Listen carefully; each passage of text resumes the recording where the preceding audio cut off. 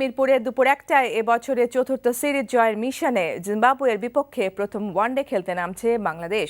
প্রস্তুতি ম্যাচের হার নিয়ে মাশরাফির কিছুটা দুর্ভাবনা থাকলেও জিম্বাবুয়েকে হোয়াইট ওয়াশ করার ইচ্ছে তার। তবে তিনি আপাতত সব ফোকাস রাখতে চান প্রথম ওয়ানডেতে। এদিকে 3 ম্যাচের সিরিজকে প্রতিদ্বন্দ্বিতাপূর্ণ করার চ্যালেঞ্জ নিয়েছেন এলটন চিগাম্বুরা। বিস্তারিত থাকছে।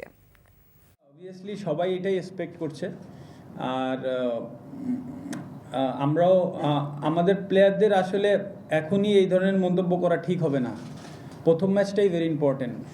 যত নার্ভ বা যেটাই থাকে, মানুষ টেন্স থাকে, প্রথমটাই থাকে।